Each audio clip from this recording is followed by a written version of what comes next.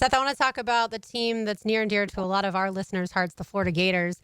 What have you seen Todd Golden able to do between last year's group and this year's group as far as now a team that obviously a lot of people are picking not just Final Four, but to win the whole thing? They defend. They didn't defend last year. I mean, they're a top 10 defensive efficiency team. They've got rim protection with Chinyelu. They've got a big forward defender in Condon and Haupt. They've got 4 perimeter guys. Any one of those guys, I mean, now that Walter Clayton's defending, I mean, the other 2 guys, Will Richard, excellent defender, big size, long arms, athletic. Elijah Martin's been a huge addition because he brings a little grit and toughness to them. To me, Florida's the best team in the country right now. The way they're playing, the number of ways they can beat you, their size, their length, their depth, their pace, their force, their freedom. Todd did a great job, and what he did was he went and got multiple-year transfers, not one-and-dones, not rentals, but excluding Elijah Martin, every one of those guys, whether it's Hand-Logden, whether it's Walter Clayton, whether it's Will Richards, those guys that have been there for multiple years and are bought into the culture. And that is really, really important if you try to develop an identity and a program, having continuity, and they have that.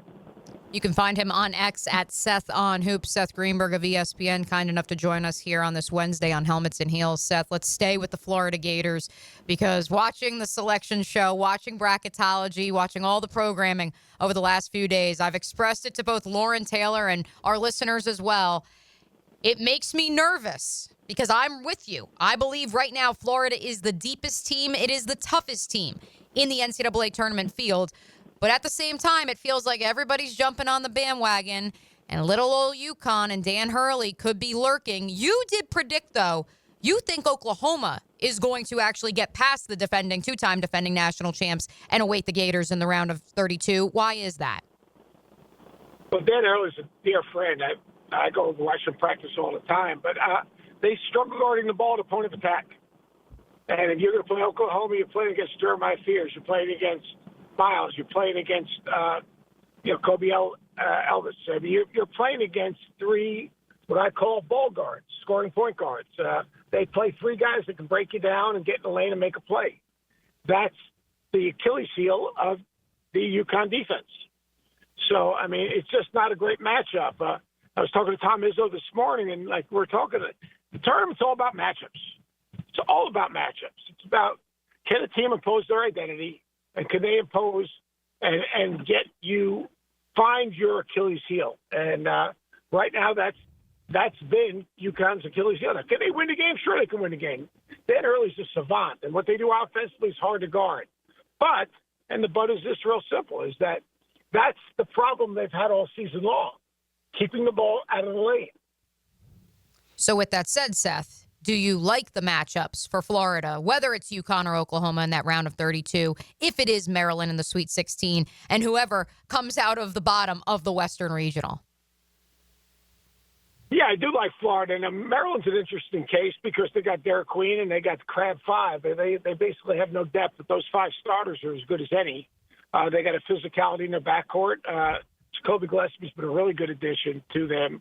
Rodney Rice has played very, very well in the last month of the season.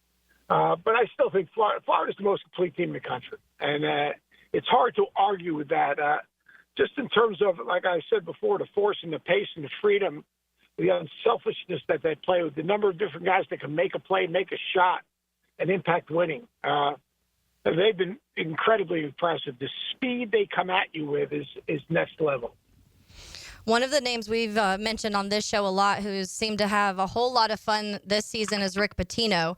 And we've talked about that St. John's team, the defense being really good, maybe not so much of a shooting team. Do you think that defense can carry them through in Patino's energy? Well, they're all about it. And a really good backcourt. They don't shoot it well enough. They've shot it well down the stretch, but Kadari Richmond in a late game short clock situation is hard to keep out of the lane. R.J. Lewis playing in that 2-man game with Kadari Richmond's hard to deal with. Zubi Ejiofor is a beast on the glass, and it makes it easier for him because Richmond gets in the lane so much. It puts the defense in rotation. When the defense is in rotation, you have angles to rebound the ball. So, yeah, I don't think they're a Final Four team. I don't think they're better than Florida, but they're a worthy opponent because of how hard they play, and that backcourt is big and physical. Hey, Mia here, and thanks so much for watching 1010XL. For even more great content like this, be sure to subscribe and like the 1010XL channel.